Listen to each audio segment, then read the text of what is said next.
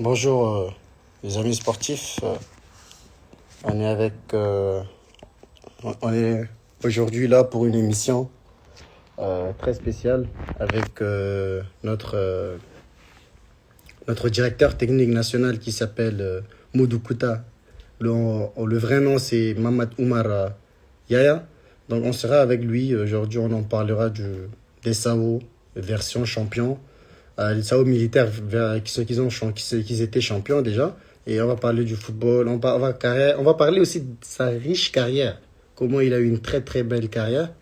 Donc là, il est avec nous, je vais envoyer la demande pour que voilà, faire le live.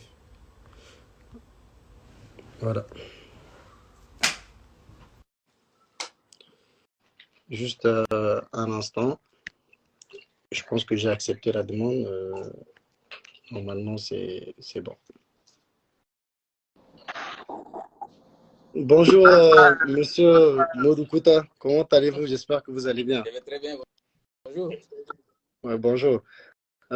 Bienvenue parmi nous. On vous remercie d'avoir répondu conséquemment à notre appel, d'être là pour répondre à nos questions pour la jeunesse tchadienne. Et l'association des jeunes pour le développement du football tchadien vous remercie d'avoir accepté cette invitation. Donc voilà, comme on est là, nos spectateurs, je vous présente le directeur technique national de l'équipe nationale déjà. Avant d'être directeur technique national, il y a eu une riche carrière qui a été avant lui. Ancien international, ancien entraîneur de l'équipe nationale, ancien entraîneur des équipes tchadiennes, des équipes et aussi à la diaspora. Donc je laisse cet honneur à monsieur Modou de nous présenter sa riche carrière et de nous parler un peu de lui. Merci beaucoup. Donc, généralement, je n'aime pas trop parler de moi, mais bon, comme vous me donnez l'honneur de parler de moi, je le ferai. D'abord, je profite de votre micro pour remercier votre association pour vraiment cet effort. Je pense que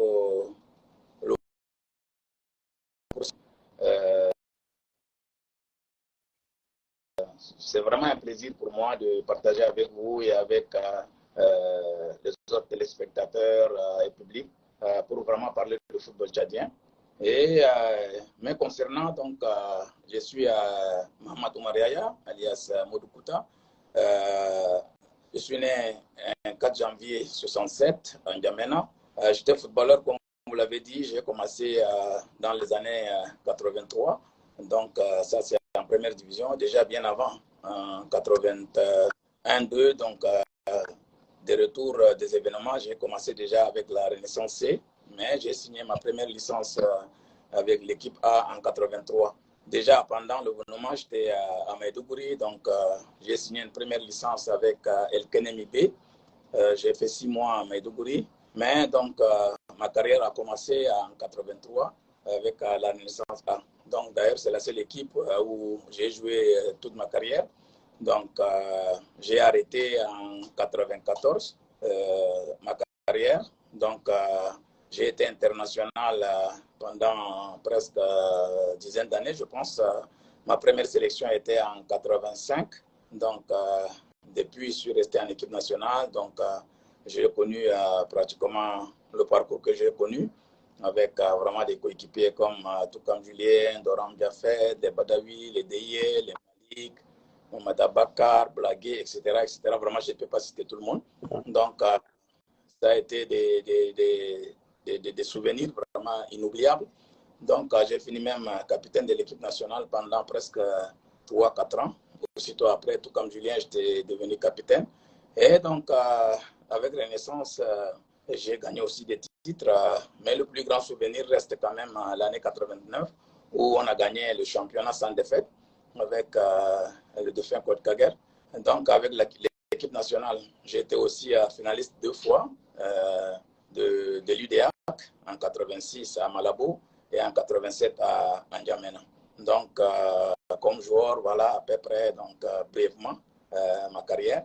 Mais comme entraîneur, donc, je pense, aussitôt après avoir arrêté de jouer au football, je suis parti en Arabie Saoudite pour une aventure. J'ai fait presque 1 an et demi, 2 ans en Arabie Saoudite. Je suis revenu au Tchad en 1996 comme entraîneur adjoint de Kaguer dans Renaissance. Donc, on a fait quelques mois, 4 mois après. Donc, le doyen a démissionné, il m'a laissé l'équipe et j'ai continué. Et après Renaissance, j'ai entraîné Asmeri en deuxième division pour le faire remonter en première division.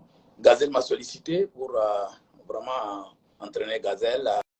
C'est peut-être l'une des rares équipes que j'ai entraînées pendant longtemps parce que j'ai entraîné Gazelle 2 ans. Je suis parti à Mondou, je suis revenu, j'ai entraîné encore 2 ans. Je suis parti, je suis revenu. Donc, j'ai passé beaucoup de temps dans Gazelle. Donc, malheureusement, l'objectif était de gagner les titres de champion, mais j'ai été 2-3 fois vice-champion, mais on n'a pas gagné les titres. Mais on a gagné quand même plusieurs coups. Après Gazelle, j'ai entraîné aussi à Mondou, à Scott de Mondou. J'ai gagné le titre avec Ascot. J'ai entraîné aussi Renaissance d'Abéché, d'où j'ai gagné aussi des titres pratiquement de champion, de coupe du Wadaï, coupe de solidarité, super coupe, etc. etc. Et en dehors du Tchad, j'ai entraîné quand même Sonia Lengama en Guinée équatoriale. Donc, pour la première année, j'étais champion avec eux, Dieu merci. Pour les équipes nationales, donc j'ai entraîné les équipes nationales de toutes les catégories. Je commençais avec l'équipe nationale cadette en tant qu'adjoint avec Ousmane Tigabé en 97. Puis j'ai entraîné comme titulaire, puis j'ai entraîné l'équipe junior, j'ai entraîné l'équipe espoir, j'ai entraîné aussi l'équipe A. J'ai été adjoint à plusieurs étrangers. J'ai été adjoint de Jean-Paul Akono quand il est arrivé au Tchad vers les années 2002. J'ai été entraîneur adjoint aussi de Chérif Rachab, l'Égyptien. Donc, j'ai été aussi entraîneur un temps de Marcel Mahou, mais là, j'étais entraîneur des cadets, mais on nous a fait appel. Il y a eu un collège des entraîneurs pour soutenir Marcel Mahou. Donc, je n'étais pas l'adjoint direct. C'était Douba et Jindo qui étaient adjoints, mais comme étant entraîneur de l'équipe cadette, donc j'ai fait partie de staff aussi. Donc, voilà à peu près, je pense que ce que je veux faire comme joueur, entraîneur, et aujourd'hui, je suis directeur technique national, donc directeur technique, je suis passé 3 fois aussi. La première fois, j'ai mis 6 mois, on ne s'est pas entendu, je suis parti. Après, je suis revenu avec Jafen Doram comme directeur technique, j'étais son adjoint, mais comme il n'est pas venu au Tchad, c'est moi qui ai fait le travail pendant 1 an et quelques.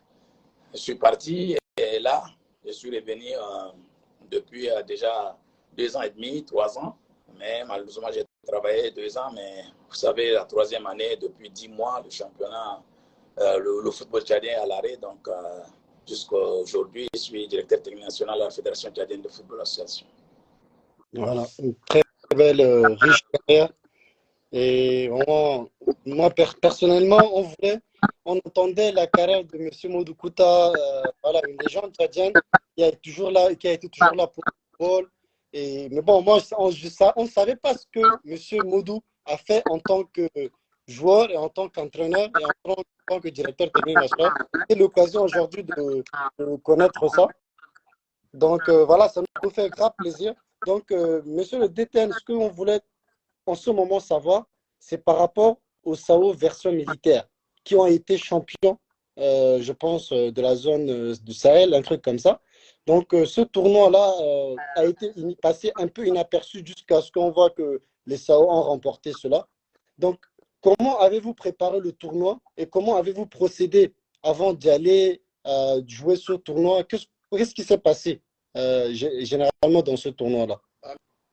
Merci beaucoup. Moi, je pense que concernant le tournoi, donc, je pense que c'est la première édition du jeu de la paix et de solidarité dans les zones du Sahel. Donc, un tournoi qui regroupait normalement 9 pays, mais ont répondu présent 6 pays en football.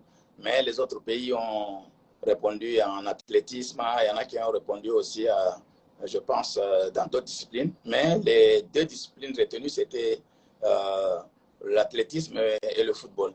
Donc, ce tournoi, je pense qu'on l'a préparé pendant que le football tchadien était à l'arrêt. On était suspendus dans le cadre de la CAF FIFA. Et les militaires, vous savez qu'ils ont leur règlement à part et ils ne sont pas concernés par cette suspension parce que et ils ont leur CAF qui est OSMA, Organisation du sport militaire en Afrique, et leur FIFA qui est CISM, Conseil sportif international militaire. Donc, eux, ils n'ont rien à voir avec la CAF et la FIFA. Et effectivement, le Tchad a été invité pour participer à ce tournoi et la direction sport militaire a fait appel à un collège des entraîneurs, surtout à ma personne, donc, pour donner un coup de main, pour entraîner l'équipe. La question était auparavant que je vienne encadrer les entraîneurs ou prendre l'équipe et ils ont dit non, on veut vraiment participer à ce tournoi, à cette première édition, avec l'ambition vraiment d'aller faire quelque chose, d'aller plus loin ou gagner, si possible. Donc, pour ce faire, nous voulons que tu sois directement entraîneur. Je dis, OK, il n'y a pas de problème. Donc, on était, comme je l'ai dit, pendant l'arrêt. Et moi aussi, ça fait pratiquement 3-4 ans, depuis directeur technique national, je n'étais plus au terrain. Donc, le terrain me manquait aussi un peu, à toute sincérité. Donc, j'ai accepté et j'ai pris les 3 entraîneurs de 3 équipes. Vous savez qu'au Tchad, il y a 3 équipes militaires. Il y a Aspeci, il y a Azé et il y a l'autre. Donc, les 3 doivent participer déjà au championnat. Donc, la première réunion avec les directeurs de sport militaire était que vous voulez qu'on participe avec uniquement les équipes militaires ou on fait le mélange. Si vous voulez qu'on participe avec les équipes militaires, donc sachez que ça va être un peu difficile parce que les résultats que vous attendez vont être un peu difficiles. Mais par contre, si on a un peu de temps et un peu de moyens pour faire une bonne préparation, on peut espérer à quelque chose. Donc, au départ, l'esprit était qu'il faut participer beaucoup plus avec l'équipe militaire. Mais une semaine après les réunions internes, donc, ils nous ont convoqués pour dire, bon, écoutez, on peut participer avec une équipe que vous pensez qui peut faire quelque chose. Et de là, donc, on a d'abord fait une première étape de préparation avec uniquement les 3 équipes militaires. Donc, on a fait 2 semaines de préparation. On a fait des matchs et des matchs et des matchs. On a retenu pratiquement vingtaine de joueurs sur les 3 équipes. Après, on a appelé d'autres joueurs et on a encore mixé pour faire une autre présélection. Et en fin de compte, on a retenu 10 de 3 équipes militaires et 15 autres des autres équipes. Et on a commencé notre préparation depuis le 2 septembre. Donc, on a eu une préparation d'à peu près 35 à 34 jours comme ça, jusqu'au voyage. Donc, on a fait une première présélection avec 25 joueurs. Et en fin de compte, on a retenu 18 joueurs. Normalement, on devrait participer à la compétition avec 20 joueurs. Mais on est parti avec 18 joueurs. Comme vous le savez, le Tchad a toujours ce problème de moyens, ce problème de manque de ceci, manque de cela. Donc, on a participé avec 18 joueurs. Sur les 18 joueurs, on a 4 ou 5 joueurs qui appartiennent à Aspeci, à ZGC et l'autre EMAT. Et les autres, donc, on a pris des joueurs un peu cadres, si vous voulez. On a pris des joueurs comme Constant, comme Beadoum, comme Adou, qui sont déjà des cadres de l'équipe nationale. Et on a pris les jeunes qui ont vraiment soif de jouer, tels que Adam, tels que Abou, tels que l'autre Yannick, Amos, etc., etc. Et aussi, on a pris les joueurs purement militaires comme Moubarak, comme Amos, etc., etc. Donc, on a fait mix de tous ces joueurs-là. Et je pense que comme on a eu un peu de temps pour la préparation, parce qu'on a eu un mois au moins, et on a fait appel à 2 professionnels sur la préparation physique, c'est-à-dire Mamad Alamine Boli et Brahim Badari Vovo. On a fait aussi appel à un spécialiste en entraînement de gardien de but, à la personne de Relique, et on a les 3 autres entraîneurs de 3 équipes militaires. Et on a composé un staff d'à peu près 10 personnes et on a travaillé vraiment d'arrache-pied. Malheureusement, on n'a pas eu de matchs internationaux, mais on s'est contenté de faire quand même des matchs sur place avec les équipes du quartier, les sélections, des gens comme Esaïe, comme Léger. C'est quand même une bonne équipe en face qui nous ont beaucoup aidés. C'est l'occasion ici de vraiment les remercier. Je remercie le coach Toko, le coach Siméon, avec tous ces joueurs-là qui nous ont aidés. On a pu quand même, grâce à eux, faire 4 matchs en N'Djamena pour peaufiner un peu l'équipe. Et Dieu merci, donc arrivé là-bas, on a quand même pu gagner notre premier match, ce qui a fait qu'on a gagné vraiment la confiance. Et après, on a fait un nul pour faire pour ces.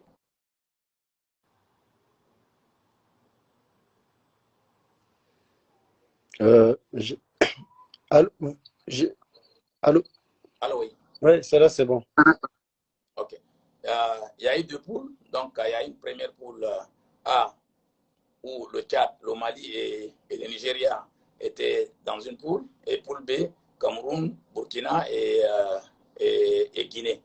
Donc, et par rapport au tournoi, c'est les 2 qui participent directement en finale, c'est-à-dire les 2 premiers, et les 2 deuxièmes vont jouer.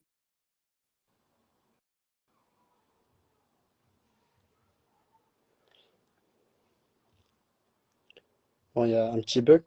On attend un petit peu. Allô?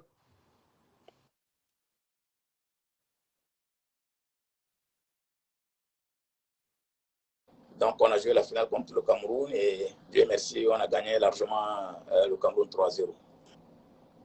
3-0. 2 points ont attiré mon attention, Détienne. Et vous avez parlé que vous avez joué avec 18 joueurs au lieu de 20 et vous n'avez pas eu de matchs internationaux. Donc, c'était dû au manque de moyens. C'est bien cela? Oui, naturellement, c'est parce que je ne peux pas comprendre que toutes les équipes aillent avec 20 joueurs et que nous, on aille avec 18 joueurs. Donc, naturellement, c'est dû certainement au manque de moyens. Donc, au départ, parce que nous-mêmes, on ne savait pas. Si on savait déjà en N'Djamena que la participation était avec 20 joueurs, on allait insister pour aller avec 20. Au départ, la direction militaire nous a dit que non, le tournoi a arrêté 18 joueurs. Et effectivement, on a retenu 18 joueurs. C'est arrivé là-bas qu'on a vu que toutes les équipes sont parties avec 20 joueurs. On ne sait pas pourquoi. Le mystère est resté entier jusqu'à aujourd'hui. Donc, bon, comme la victoire est là, quand on gagne, donc vous savez que la victoire a vraiment réconcilie tout le monde. Ouais, donc, personne n'a dit mot par rapport à ça. Mais sinon, donc, on est parti à 18 alors que le règlement prévoit qu'on aille avec 20 jours. Et une question, coach, ce que je voulais savoir, est-ce que c'est toutes les équipes qui ont participé, qui ont fait des mixtes, ou c'était le Tchad qui a fait des mixtes? On veut un peu comprendre. Non, c'est toutes les équipes. Hein. Moi, je pense que le tournoi militaire, tu ne peux pas avoir dans un pays les militaires qui jouent au football directement. Tous les pays qui ont participé ont fait comme on l'a fait. Hein. Et d'ailleurs, ce n'est pas nouveau, ces tournois. Déjà, quand on jouait en 86, il y avait une équipe militaire où les Samba Touré, le défunt Samba Touré, les Ndoram Jafet, les autres ont tous participé avec l'équipe militaire à Yaoundé pour la compétition militaire. Nous autres, on a participé avec l'équipe nationale du Tchad à Malabo pour le tournoi de l'UDA. Nul été. Je pense que cette division de 2 équipes, on aurait peut-être en ce temps-là gagné même la coupe parce qu'on a perdu des joueurs quand même talentueux et des poumons comme les Samba Touré, les Modobé, les Ndoram, on a perdu beaucoup de joueurs. Et donc, depuis cette histoire du tournoi militaire, ce n'est pas les militaires absolument qui jouent. Hein. C'est un tournoi militaire, certes, de nom, mais ceux qui participent, donc, c'est le joueur du Chambokan. Par exemple, je ne connais pas un peu le joueur de l'Afrique de l'Ouest, mais je connais un peu le joueur camerounais. Donc, tous ceux qui ont participé avec l'équipe de Cameroun, donc je ne pense pas qu'il y ait un seul militaire parmi eux. Donc, c'est les joueurs qu'on connaît qui jouent dans la première division de Cameroun, etc., etc. Donc, c'est toutes les équipes qui font vraiment cette sélection mixte-là entre l'équipe, quelques joueurs militaires et d'autres joueurs qui jouent aussi dans le championnat civil, etc., etc. D'ailleurs, tous les joueurs qui jouent, même les joueurs militaires, jouent aussi dans notre championnat civil. il n'y a pas un championnat en ce moment-là vraiment strictement militaire. Donc, même s'ils ont, parfois, ils organisent des compétitions paramilitaires qui regroupent pratiquement que les équipes militaires, mais ça, c'est des choses qui arrivent peut-être une fois chaque 3, 4 ans, 5 ans, etc., etc. Mais toutes les équipes militaires participent dans notre championnat civil, d'où vraiment la mixité de cette équipe. Mais c'est toutes les équipes qui font la même chose que nous. Donc, la première édition a été remportée par le Tchad, un grand pas. Et j'ai entendu dire lors de la cérémonie, lors où le ministère et tous les militaires qui étaient là, que la deuxième édition sera faite au Tchad. Donc, est-ce que vous êtes au courant? Est-ce que vous serez prêt pour cela? Et est-ce que vous savez la date aussi? Non, malheureusement, on ne connaît pas la date, mais ce qui est sûr, c'est qu'on nous a remis l'étendard après la fin de compétition, effectivement. Le chef de mission, Djibril Noumar, alias Topalto, a réussi l'étendard, c'est-à-dire le drapeau d'organisation pour la compétition l'année prochaine au Tchad. Et ça, on est au courant, effectivement. Maintenant, quand on était accueillis à l'aéroport, comme vous l'avez si bien dit, les plus hautes autorités ont dit la même chose, que l'année prochaine, ça serait au Tchad et que donc il faut qu'on commence rapidement les préparations, etc., etc. Mais bon, maintenant, on sait que c'est au Tchad, mais le règlement prévoit quand même que tu as 3 mois pour confirmer si tu peux organiser ou pas. Donc, d'ici 3 mois, si le Tchad peut organiser, donc le Tchad écrira pour dire que oui, je peux organiser. Dans les cas contraires, donc, c'est notre pays qui prendra. Mais maintenant, donc, je pense qu'est-ce qu'on est prêt? Est-ce que on va se préparer là? La balle est dans le camp de la direction de la militaire du sport, parce que c'est eux qui organisent, c'est leur responsabilité. Et qu'est-ce qui dit que ce n'est pas un autre entraîneur encore? Donc, il y a tout ça. Donc, rien ne dit que ça serait certainement moi ou bien le même staff qui a travaillé. Donc, moi, je pense, pour le moment, c'est un peu tôt de se prononcer par rapport à ça. D'accord. Est-ce que, coach, à travers le trophée qu'on a remporté et tout cela, c'est pas déjà une bonne idée de permettre aussi d'avoir un staff pour ces jeunes militaires-là et de dessiner aussi un football ou un championnat pour les militaires? Qu'est-ce que vous en pensez par rapport à cela? Est-ce que vous avez eu une idée? Est-ce que les autorités avec vous, ils vous ont promis quelque chose par rapport aux militaires et des trucs comme ça? Bon, pour le militaire, d'après les discussions, donc, il y aura un championnat paramilitaire en février, normalement si tout va bien, en février 2022. Donc, c'est un tournoi qui regroupe pratiquement euh, les 3 équipes militaires, donc c'est-à-dire les bérets rouges, plus l'équipe de la gendarmerie, de la police, des gardes municipaux, de la douane, etc., etc. Donc, tous ceux qui sont paramilitaires vont participer à ce tournoi. Et ce tournoi permettra pratiquement aux entraîneurs de peut-être faire une première présélection de joueurs qui vont participer au tournoi militaire à venir. Mais toujours est-il que c'est une promesse pour le moment. Donc, est-ce que ce tournoi aura lieu ou pas? Donc, on attend encore pour voir. Sinon, c'est promis qu'il y aura un tournoi en février, le 2 février précisément, pour un tournoi paramilitaire uniquement. Mais comme je l'ai dit, toujours est-il que ce tournoi, c'est toujours le nom, c'est beaucoup plus militaire, mais les joueurs qui participent sont tous pratiquement les joueurs civils. Mais c'est vrai, il y a des joueurs qui sont militaires, qui ont la matricule et qui gagnent avec les militaires. Ils font carrière avec les militaires. Aujourd'hui, comme on a dit dans l'équipe, si tu prends des joueurs comme Fabrice, comme Moubarak, comme Amos, comme Hissène, on a 5-6 joueurs qui sont réellement des militaires, qui ont l'autre matricule, qui gagnent avec les militaires. Et les entraîneurs, on a Taïr qui est quand même un commissaire de police, Abakar Tchacha qui est aussi un militaire intégré. Donc, moi, je pense qu'il y a des militaires, mais la plupart sont quand même des joueurs civils.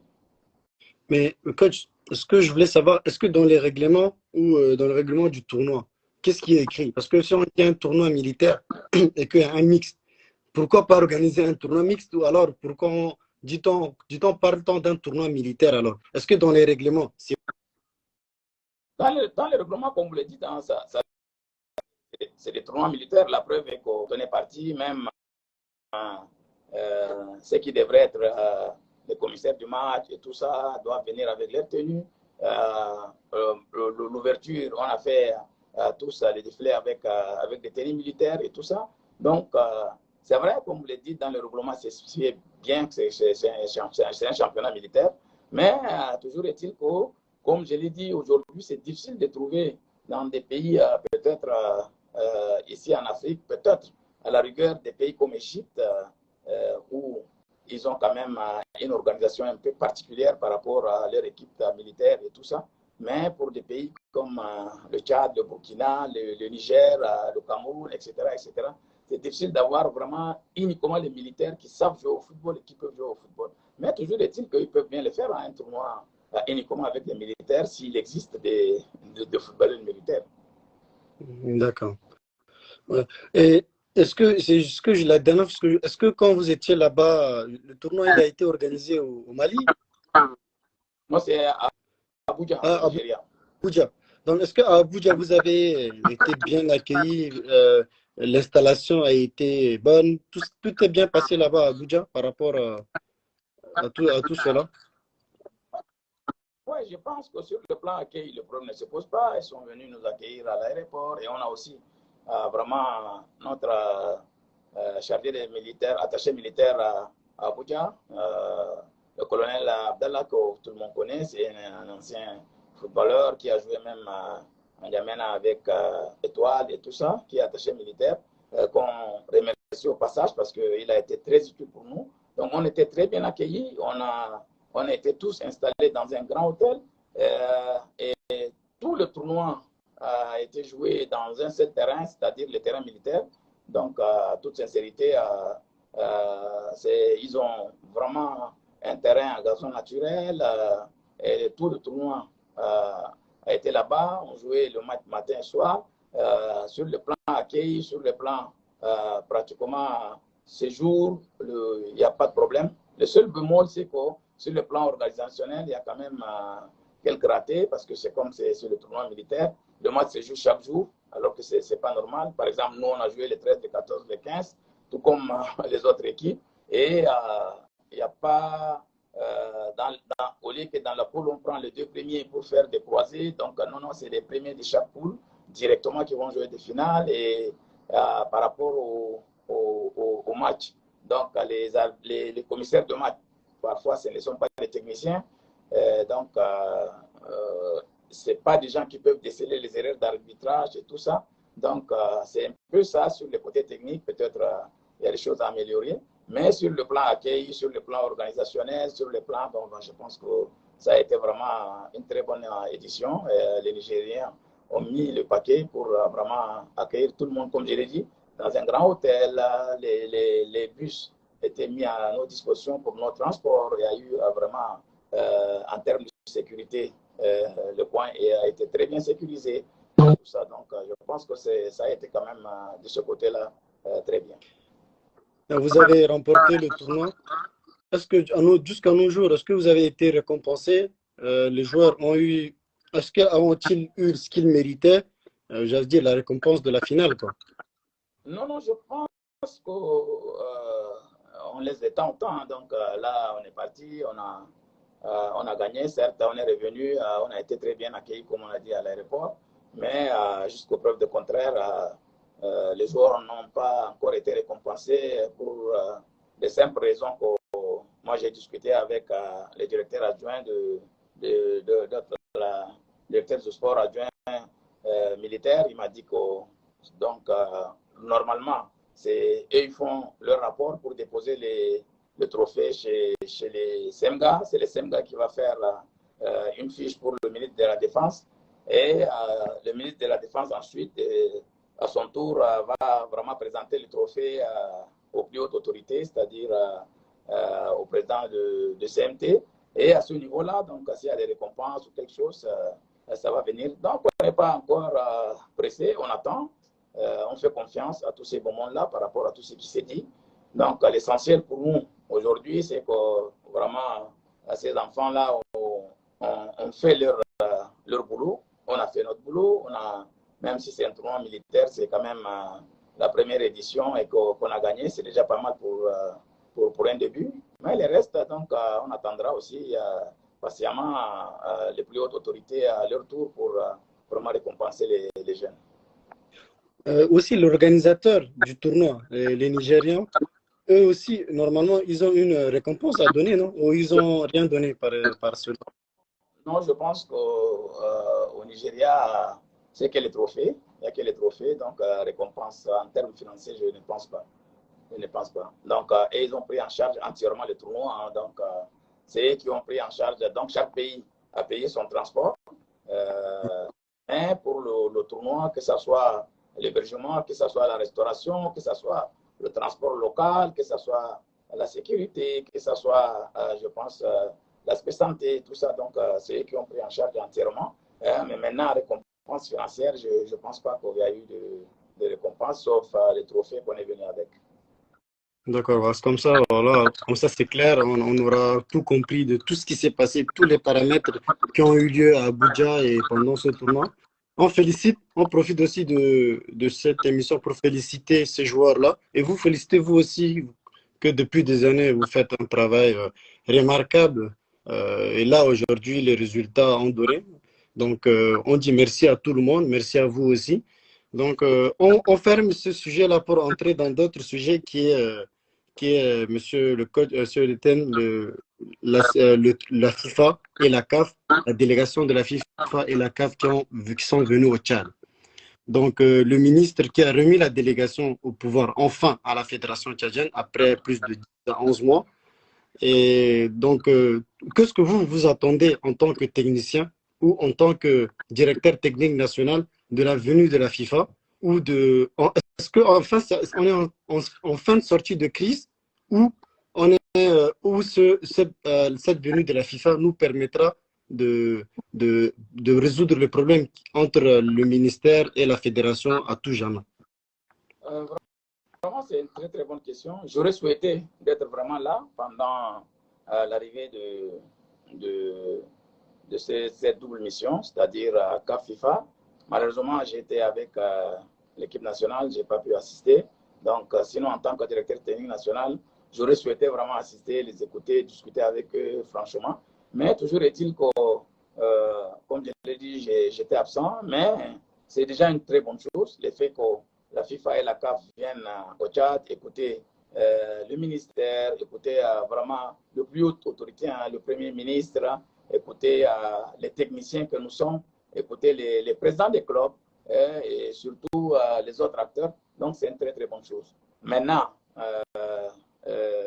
on n'a pas encore, certes, le rapport encore de la FIFA par rapport à tout ce qu'ils ont écouté en N'Djamena. Mais toujours est-il que, comme vous l'avez dit, maintenant, la Fédération tchadienne de football a déjà la délégation de pouvoir, le ministère a déjà remis la délégation de pouvoir, la fédération est déjà fonctionnelle, donc le comité exécutif a tenu déjà 2 réunions et le comité exécutif a même fait des circulaires pour les ligues pour qu'ils démarrent leur championnat, leur activité. Donc pour nous, techniciens, tout ce qu'on attendait, c'était ça. C'était vraiment pour les compétitions reprennent. Comme vous l'avez dit, 11 mois pour un technicien et surtout pour nos joueurs, pour certains qui n'ont que le football comme vraiment métier, ça a été très difficile. Malheureusement pour nous, pour les problèmes des égouts, pour le problème qu'on peut facilement résoudre, qu'on a quand même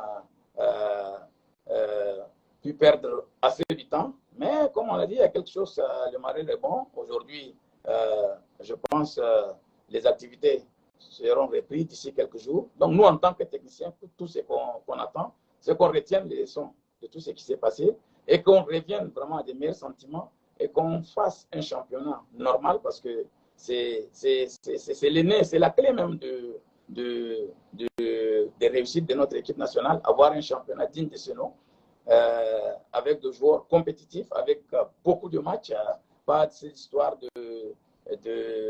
2 matchs, de 5 matchs de playoffs, etc., etc. Un championnat normal en aller-retour avec plusieurs matchs et en première et en deuxième division pour permettre aux futurs sélectionneurs d'avoir une équipe nationale digne de ce nom et aussi permettre à nos jeunes joueurs d'être compétitif et avoir la chance peut-être de sortir.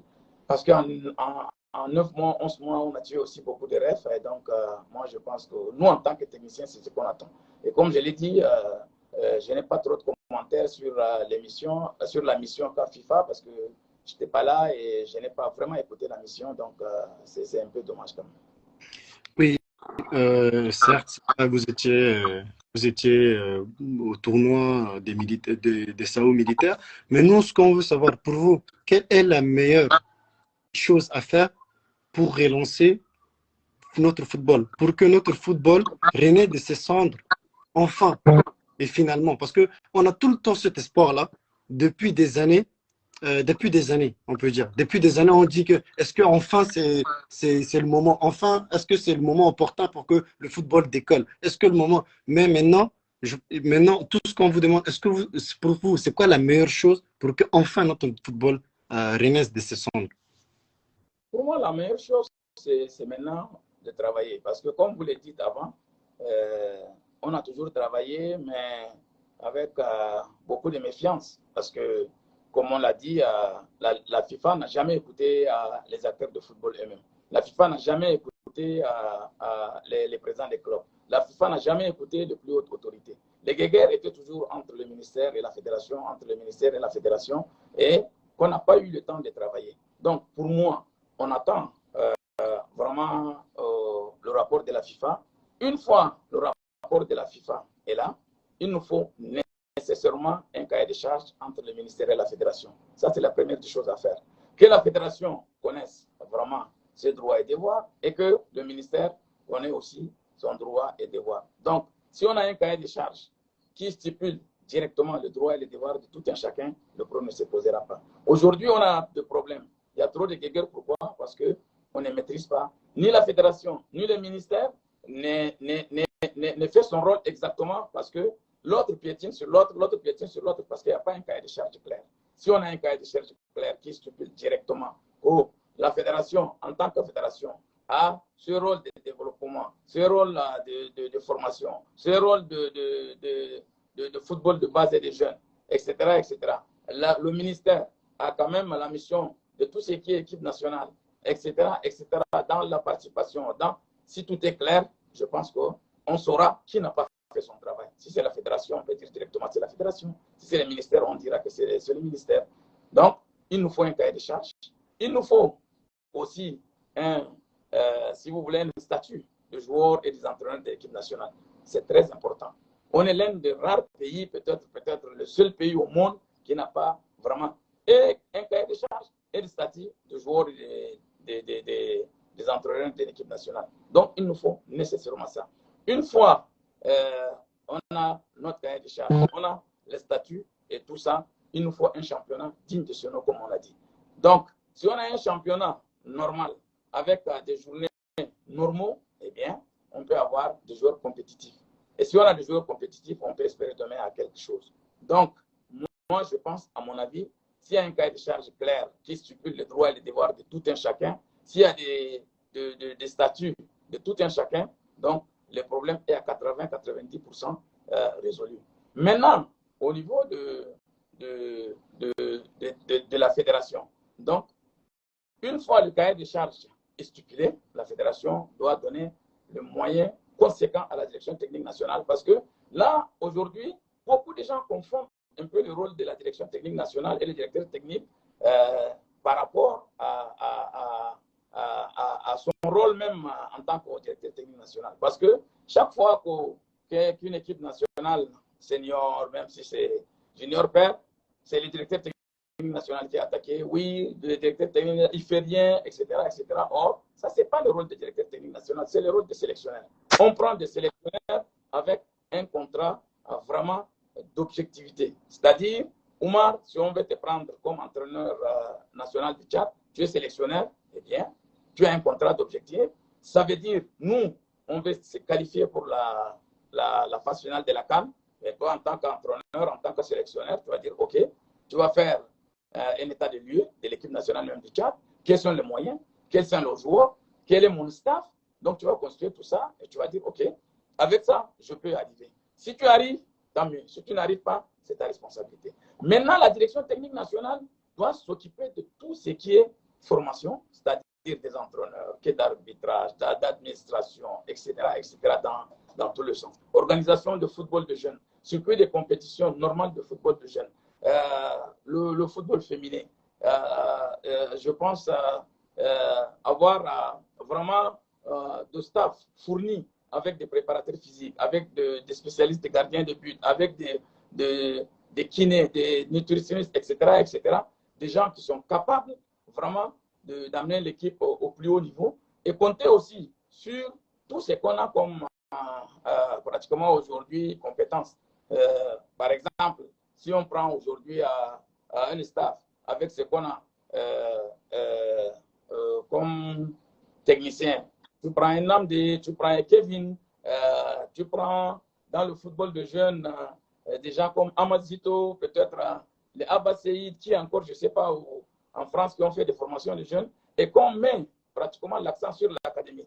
Parce qu'aujourd'hui, moi, mon seul regret en tant que directeur technique national, c'est que jusqu'à aujourd'hui, l'académie n'est pas encore fonctionnelle. Et là, c'est un problème. Et pourquoi si on veut avoir un football d'élite, il faut avoir un football bien organisé à la base. C'est-à-dire, il faut avoir des entraîneurs bien formés, compétents au niveau de l'académie et avoir de jeunes dans leur âge réel pour vraiment une formation de 3 ans. Et imaginez, aujourd'hui, si l'académie était fonctionnelle, parce que l'académie, on a eu l'autorisation depuis 2011, j'ai quand même directeur de l'académie. À nos jours, l'académie n'est pas encore fonctionnelle. On a fait combien de détections? On a fait 3 détections avec Doram, après Doram, avec les techniciens de la place. Tous les 3 détections qu'on a faites, on n'a pas pu quand même caserner les joueurs. Donc, à mon avis, voilà un peu plus ramassé ce qu'il nous faut pour vraiment sortir notre football de l'ornière. Franchement, je voulais même poser cette question. En tant qu'association des jeunes, même à la venue de la FIFA, on a plaidé pour la jeunesse. On a plaidé pour un circuit de championnat régulier des jeunes pour toutes les catégories, que ce soit entre le U13, U15, U17 et tout cela. C'est ça la force de l'avenir du football tchadien. Mais malheureusement, dans notre pays, qui est le Tchad, il n'y a aucun championnat de jeunes. Déjà, il y a eu un U15 et un U17 qui a été organisé. Je pense que vous étiez directeur technique national. C'était en 2000, je ne me rappelle plus si vous avez la date, en 2018 ou 2017. C'était un truc aussi de 2 semaines, ce qui a été fait à Onabéché, mais il n'y avait pas un circuit. Est-ce ce problème-là, ce n'est pas une grosse problématique? Et pourquoi l'académie de Farcha n'est pas opérationnelle? C'est ça la question que tout le monde sportif cherche à comprendre, en fait, et qui est, à nos jours, pas compris encore. Pourquoi l'académie de Farcha n'est pas encore fonctionnelle jusqu'à aujourd'hui? C'est que, comme je vous ai dit, c'est parce qu'il n'y a pas un cahier de charges clair et net. Parce qu'à l'heure où je vous parle, moi, je vous ai dit, j'étais directeur de l'académie pendant 3 ans. Donc, mon combat était que vraiment, il faut tout faire pour que l'académie fonctionne. J'ai eu tous les problèmes du monde. Après moi, Jimta a passé, aujourd'hui, Toko est là. Donc, en tant que directeur technique national, je suis directement concerné par l'académie. Le problème qui se pose aujourd'hui par rapport à l'académie, c'est que dans le texte de l'académie, c'est que tout ce qui est l'autre, la tutelle financier et administratif, c'est le ministère. Tout ce qui est tutelle technique, c'est la fédération. Donc, ce qui veut dire que le financement doit venir du ministère, de l'ONAGES. Et effectivement, dans le budget de l'ONAGES, il y a quand même dans le conseil d'administration chaque année, il y a 200 millions réservés pour l'académie. Chaque année. Mais quand on fait notre budget, moi je vous dis, le premier budget qu'on a fait pour l'académie, c'était quoi après ma nomination, 3 mois après ma nomination, c'est qu'on a fait un budget de 200 millions, 150 millions pour la prise en charge des enfants des U15 en interne, U17 en externe pour 3 ans. Les 50 millions, c'était pour le bus. Et ces enfants-là seront pris en charge entièrement dans leur restauration, leur hébergement, leur scolarité et tout. Donc, les entraîneurs seront payés aussi. Donc, on a même, moi, j'ai fait même un déplacement à Dakar, j'ai fait un déplacement à Douala. J'ai eu à discuter avec les gens de KSA, avec deux centres au niveau de Dakar, qu'on peut même avoir des entraîneurs chevronnés pour nous donner un coup de main. Mais malheureusement, comme vous le savez, la fédération jette la responsabilité sur le ministère. Le ministère jette la fédération sur la fédération et on est resté. À l'heure où je vous parle, demain, s'il y a encore le conseil d'administration de l'ONAGES, on dira toujours qu'il y a 200 millions pour l'académie. Mais malheureusement, l'académie n'est pas fonctionnelle. C'est pourquoi moi, j'ai dit, dans le cahier des charges, ça doit ressortir clairement que l'académie est sous tutelle de la fédération et c'est entièrement la responsabilité de la fédération parce que c'est le football de jeunes et c'est le football de base. Et si la fédération demain ne finance pas, c'est entièrement sa responsabilité. Elle ne peut plus se cacher derrière quelqu'un pour dire que oui, c'est le tutelle de ceci, le tutelle de cela. C'est pourquoi je vous dis, par expérience, j'ai vécu dans ce milieu-là depuis. Tant qu'il n'y a pas un cahier de charges clair, on va toujours essayer de se rejeter des responsabilités et rien ne se fera. Il faut ce cahier de charges-là pour déterminer les rôles de tout un chacun. Et aujourd'hui, comme vous l'avez dit, si bien dit, la Fédération tchadienne de football est entièrement responsable par rapport à tout ce qui est football de jeunes. En tant que directeur technique national, je suis entièrement responsable de tout ce qui est football de jeunes. Et ma nomination à la direction technique nationale, moi je vous dis, en toute sincérité, je ne vais pas trop parler de moi, mais je suis obligé. Ma nomination en tant que directeur technique national, la première des choses que j'ai faites, effectivement, c'est qu'il nous faut nécessairement un circuit de compétition de jeunes. Et ce circuit de compétition de jeunes doit être pérennisé. Donc, tout à l'heure, vous avez parlé de compétition U17. Pour la compétition U17, on a fait régulièrement pendant 3 ans. Mais le problème, c'est beaucoup plus les problèmes. On est dans un pays où, qui est très vaste et on a beaucoup de régions. On a 23 régions. Maintenant, si on veut vraiment organiser des compétitions dans les 23 régions pendant les 6 mois que la FIFA demande pour faire un championnat national, on a des problèmes. Donc, qu'est-ce qu'on a fait? On a fait, il faut d'abord faire du championnat local, c'est-à-dire chaque province organise son championnat. Sur les 23, on a eu 17 régions qui ont organisé quand même leur championnat de jeunes. Et après, on a fait zonal. Vous savez qu'il y a 7 zones techniques à la Fédération tchadienne de football qui regroupe 3 ou 4 ligues. Et après, on a fait un championnat national au niveau de N'Djamena. Mais le problème, c'est que ce championnat national, comme je vous dis, c'est un championnat qui ne dure qu'une semaine, 10 jours, maximum 2 semaines. Donc, ça ne rend pas les enfants compétitifs. Le souhait, c'est d'avoir un championnat national normal, que ce soit de seniors ou de juniors ou de cadets, normal, avec vraiment des matchs à 20, 25, 30, 38, 40 matchs pour que le joueur soit compétitif. Mais on a pu quand même à la direction technique nationale pérenniser les championnats de U17 parce qu'on a fait 3 éditions jusqu'à l'arrêt de la suspension du CAP. On avait fait 3 compétitions et pendant mes 3 ans ou bien 2 ans et demi à la Fédération tchadienne de football, j'ai pu quand même organiser les 3 compétitions de U17. Et pour la première fois, on a plaidé à la FIFA parce qu'il y a ce qu'on appelle grassroots à la FIFA, qui est le football de base, et le football de jeunes, qui est les U17. Mais j'ai constaté qu'entre les deux, il y a un creux, parce qu'il n'y a pas la catégorie U15. Donc, on a fait un projet à la FIFA. La FIFA a accepté de nous financer pratiquement la compétition U15. Et on a fait typiquement sur la copie de U17, c'est-à-dire on a fait local, après on a fait zonal et ensuite on a fait national. C'est vrai, je vous dis, comme tout le monde, hein, ça ne suffit pas encore. Mais pour un début, c'est déjà quelque chose. Mais cherchons à d'abord pérenniser ça. Il faut que ça soit chaque année et avec l'exigence que les gens ne trichent pas sur l'âge parce que l'un des plus grands problèmes, c'est un peu ça. Les gens, l'essentiel pour eux, c'est de gagner alors que nous, on veut bâtir pratiquement une base de football. Donc, si on pérennise le championnat, l'autre, la grassroots, c'est-à-dire grassroots, c'est tout ce qui est l'autre en deçà de U15 jusqu'à 12 ans. Et on a les U15 et on a les U17. Donc, si on arrive à pérenniser ça, je pense qu'on aura peut-être d'ici 2 ans, 3 ans, on aura des professionnels qui partiront certainement en Europe ou en Asie ou ailleurs. Voilà. Détel, vous venez de nous donner la voie à suivre pour avoir une équipe compétitive à l'avenir. Et c'est clair. Et je pense que tout le monde on est tous d'accord dans tout ce que vous venez de dire. Mais juste pour être clair, Détel, la FIFA finance le football à la base.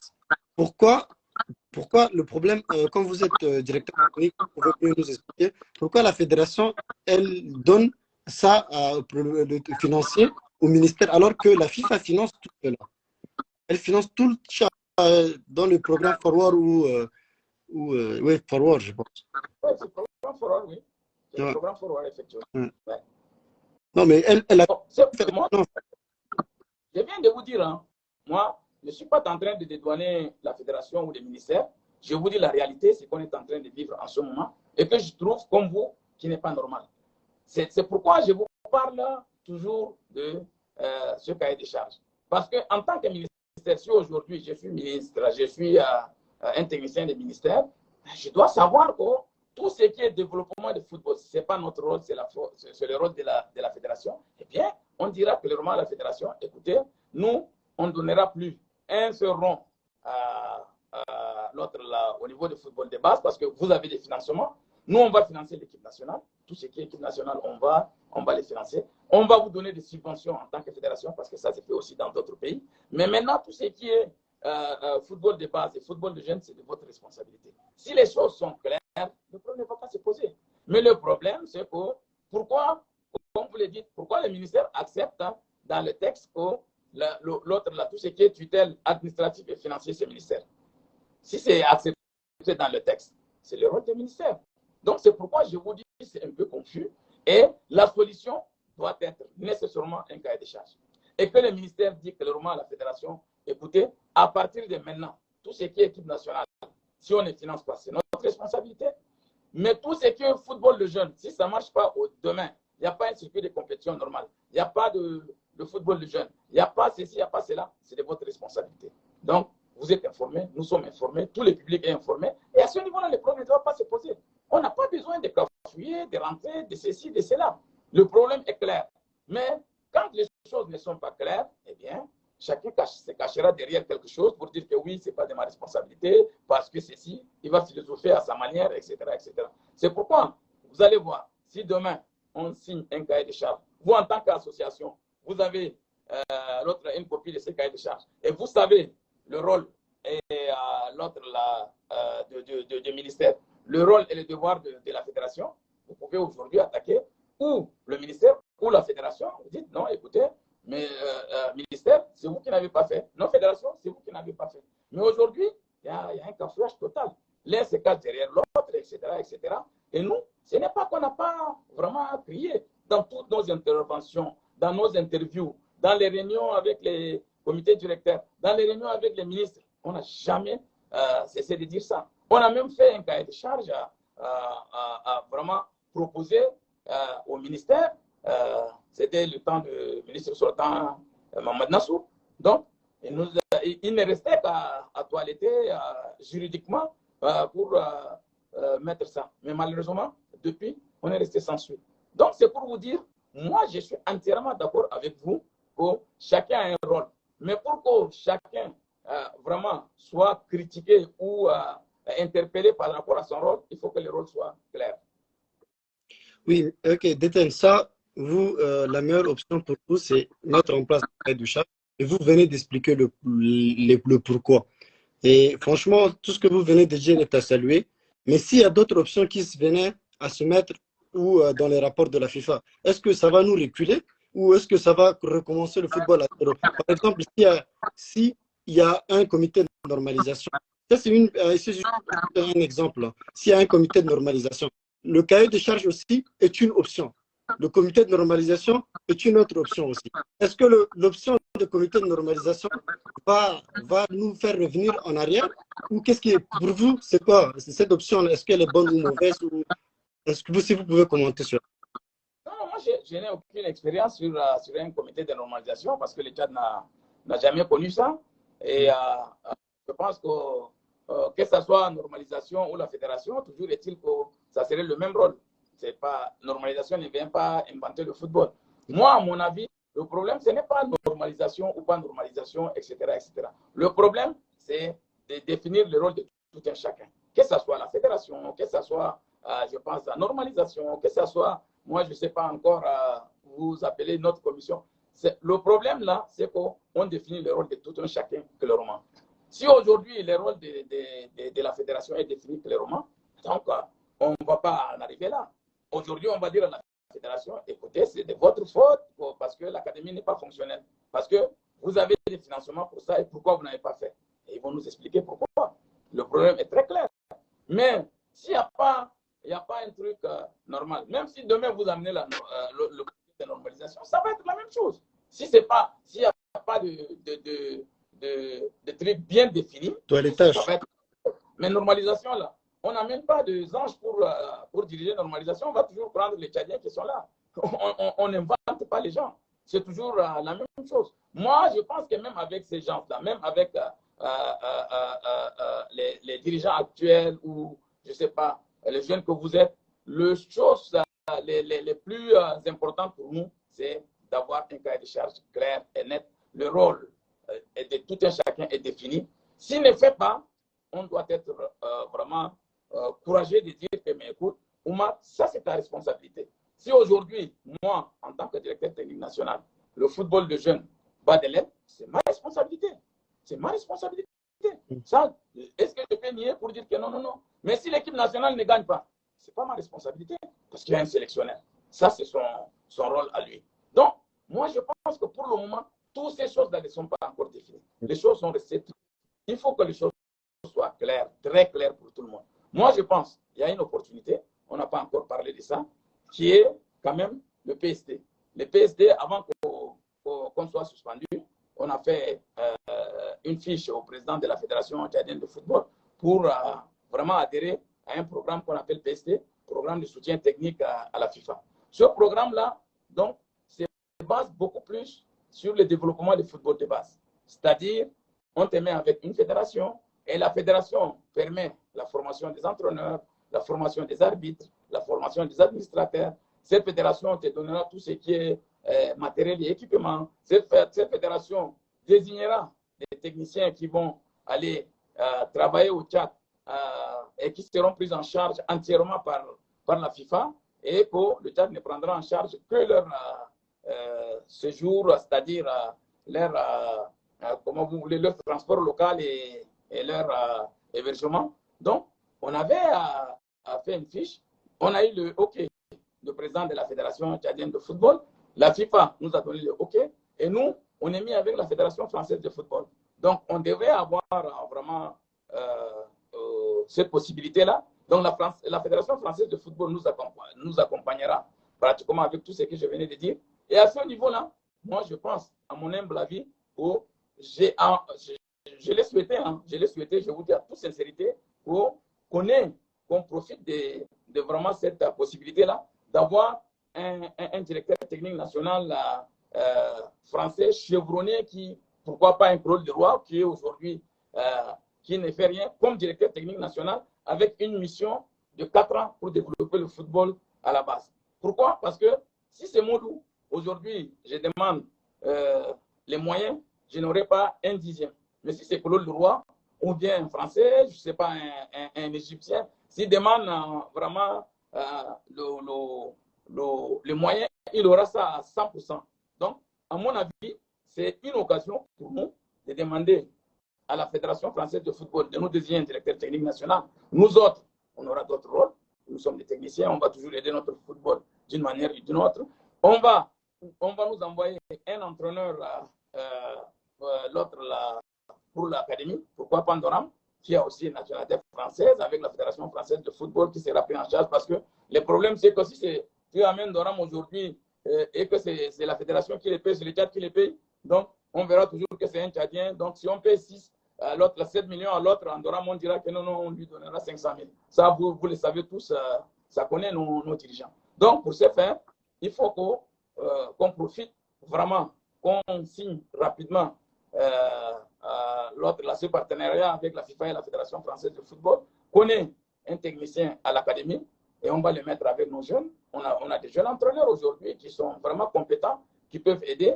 Et nous autres, on peut avoir d'autres rôles dans le rôle d'un management, de, je ne sais pas moi,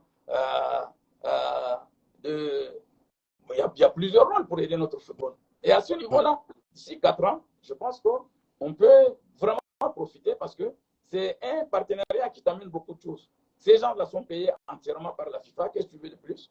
Et ces gens-là, en plus de ça, c'est des gens qui ont vraiment des backgrounds qui peuvent nous aider. Et généralement, quand on a des expatriés, les choses marchent mieux que nous, les Tchadiens. Donc, c'est une option aussi. Donc, qu'on peut mettre sur la table.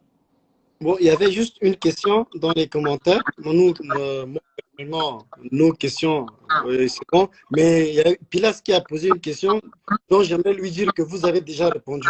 Il a parlé de centre de formation de la FIFA, que de la Mauritanie et le Niger que la FIFA finance. Ils n'ont pas eu besoin de l'argent de l'État. Et pourquoi au Tchad, on parle du ministère? Le coach, il a bien dit que le ministère ne devrait pas accepter cela parce que c'est écrit dans les textes. Donc, je ne sais pas si vous avez entendu ou pas, mais il a déjà répondu à cette question. J'ai dit à Place, moi j'ai fait la Mauritanie. Avant, pendant notre, je pense c'était à la veille de notre suspension, à quelques jours de notre suspension, j'ai fait la Mauritanie, j'ai fait 10 jours. J'ai fait pratiquement 4 séances avec le centre de Mauritanie. Et je suis même tombé sur des gens que je connais. Le responsable adjoint du centre, c'est quelqu'un qu'on a fait l'Allemagne ensemble en 99. Donc, et je sais comment ça fonctionne. Mais toujours est-il que tout est parti sur la base de textes. J'ai dit et je répète, pour notre centre, pour notre académie de football de Mélésie, il a dit, lui, de prendre les textes, de lire, de voir. Dans le texte, tout ce qui est tutelle administrative et financier, c'est le ministère. C'est l'autre là, tout ce qui est tutelle technique, c'est la fédération. Donc, qui comprend ce qui est technique et ce qui est financier et administratif. Donc, c'est pourquoi, moi, j'ai dit, je répète, pourquoi le ministère ne dirait pas à la fédération que, écoute, nous, à partir d'aujourd'hui, le centre, c'est entièrement ta responsabilité. Donc, nous, on ne mettra pas un seul sou au centre. Et si ça ne marche pas, c'est ta responsabilité. En ce moment-là, si ça ne marche pas, eh bien, on peut accuser la fédération. Le problème ne se pose pas. Moi, je ne suis pas en train de prendre une partie fédération, ministère. Non, je suis très loin de ça. Je suis vraiment objectif dans ce que j'ai dit. Mon souci, c'est de voir vraiment mon football vraiment se développer comme d'autres pays. Je fais des voyages à chaque fois et je vois comment ça marche ailleurs et ça me fait mal quand ça ne marche pas. Je suis aussi, comme je l'ai dit, entièrement responsable parce que je suis à l'intérieur aussi. Mais qui comprennent que ce qui existe en Mauritanie existe avec les textes. Ce qui existe au Tchad existe aussi avec les textes. C'est pourquoi tout à l'heure, là, la première des choses que j'ai dit, c'est de revoir d'abord les textes. Donc, si les textes de base sont clairs, tout sera clair.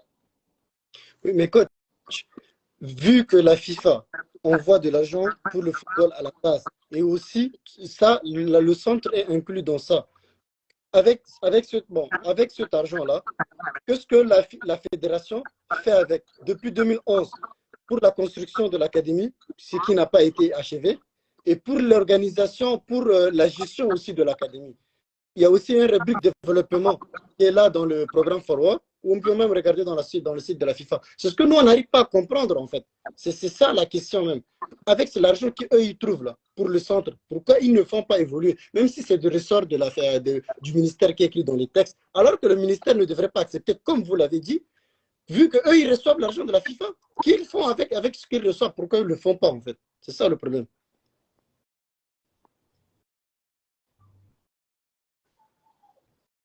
Allô? J'arrive pas. On n'entend pas.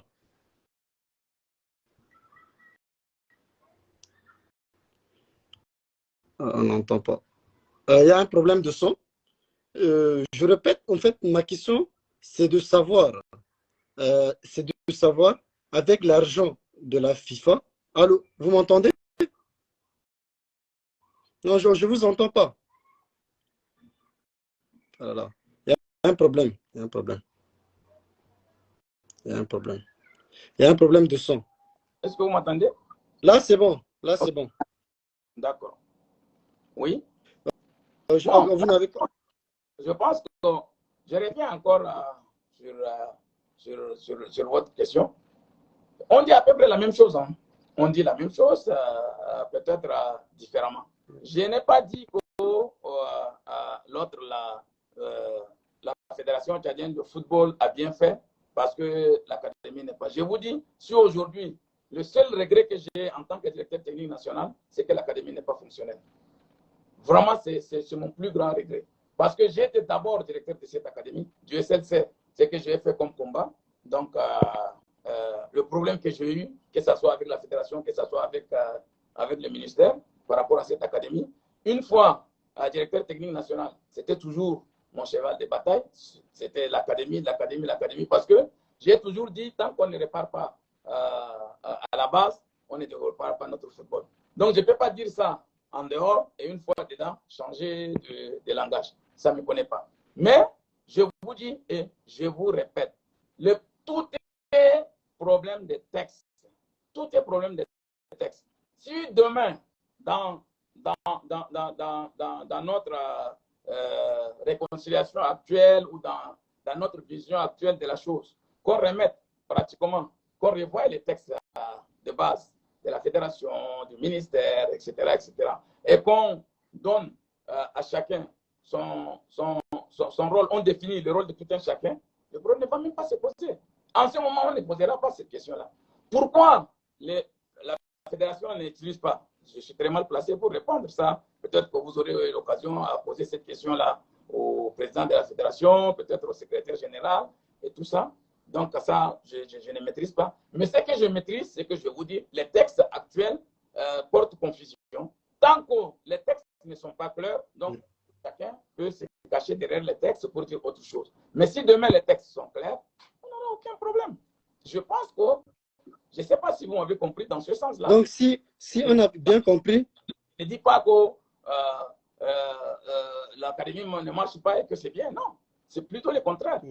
S'il y a quelqu'un qui a plus mal, c'est bien moi, comme je vous ai dit. Mais maintenant, je ne peux pas répondre à la place des gens par rapport à pourquoi. Mais ce que je sais, c'est que pour le moment, les textes portent à confusion vraiment. D'accord. Bon, si on a compris, c'est que même le ministère, eux-mêmes là, nous aident à être confus. Ça veut dire qu'ils ne devraient pas accepter cela et qu'eux-mêmes, ils devraient remettre le point sur le i, le barre sur le t, pour qu'on fait même nous-mêmes, on sache que voilà, l'argent de la FIFA est comme ça, l'argent de la Fédé comme ça. Donc, même le ministère est aussi, d'un point de vue responsable, parce qu'eux-mêmes, les textes et tout ça, eux, ils peuvent pas toiletter et nous laisser dans un conflit total. C'est pas normal. Franchement, c'est pas normal. Donc, aussi, il y a une question d'Étienne, c'est par rapport au calendrier qui a été établi par la fédération pour reprendre les activités. Qu'est-ce que vous en pensez? Est-ce que il ne devrait pas y avoir déjà on peut dire voilà, dialogue ou un table ronde pour que tout le monde se parle, regarde les problèmes, regarde où on peut régler tout ça avant de commencer un championnat, ou commencer directement un championnat, même pas une semaine après la remise de la délégation de pouvoir, c'est pas trop tôt? Qu'est-ce que vous pouvez dire, commenter cela? Non, moi je pense c'est pas la fédération qui organise le championnat. La fédération a fait des circulaires pour dire à toutes les ligues d'organiser leur championnat. Maintenant, c'est aux ligues de dire oh, non, c'est trop tôt, non, c'est trop tard, non, c'est possible, non, c'est pas possible, etc. etc. La fédération ne peut pas imposer un calendrier de championnat à une ligue. À mon sens, je ne sais pas, à moins que s'il y a d'autres circulaires que je n'ai pas vus, mais par rapport à ce que j'ai vu et ce que j'ai lu, la fédération a donné pratiquement, c'est-à-dire le OK pour les ligues de reprendre leur championnat. Mais maintenant, comme vous le dites, il y a beaucoup de questions. Quel genre de championnat on va reprendre? Il y a des gens qui ont commencé le championnat, qui étaient à 6 journées, 7 journées avant d'arrêter. Il y a des gens qui ont même déjà fini leur championnat et ils attendaient la phase des playoffs du championnat national et avant que le truc soit arrêté. Toutes les ligues n'organisent pas le championnat au même moment. Donc, maintenant, chaque ligue doit voir sa situation et à ce niveau-là, si une ligue a des problèmes par rapport au calendrier, ils feront appel aux techniciens de la direction technique nationale. Du SLC, on a vraiment des gens spécialistes dans ça. Donc, qui peuvent les aider par rapport au calendrier. Mais je ne pense pas qu'en ce moment-là, il y a un calendrier fixe fixé par la fédération pour le début du championnat parce que chaque ligue est libre d'organiser son championnat. À moins que vous me dites le contraire. Moi, moi aussi, j'ai pas lu la note, mais comme bon, j'ai entendu parler, c'est pour ça que je voulais savoir. Et c'est une question qui a été posée dans les commentaires. Qu'est-ce que vous en pensez? Est-ce que cela est positif pour le football, pour qu'enfin les footballeurs reprennent, reprennent leurs activités habituelles? Est-ce que c'est un ouf de soulagement? C'est un peu ça la question aussi. Est-ce que c'est positif ou pas? Mais bon. Oui, le plus important en ce moment, pour nous les techniciens, comme je l'ai dit au départ, c'est que les activités reprennent. Ça, c'est la première des choses. D'accord. Il faut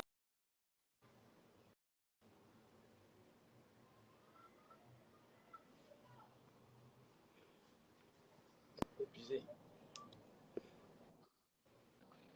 Allô? Oui, alors, allez-y, continuez. Voilà, il faut que nos jeunes reprennent avec les compétitions, c'est ça le plus important. Maintenant, donc, tout à l'heure, quand je vous parlais des cahiers de charges, on n'est pas entré dedans. Mais dans ce cahier de charges-là, normalement, on devrait avoir à l'organisation du championnat. Parce que aujourd'hui, tous les problèmes qui se posent ici, que ce soit en Yamena, que ce soit les problèmes de financement des clubs, les clubs n'ont pas de financement.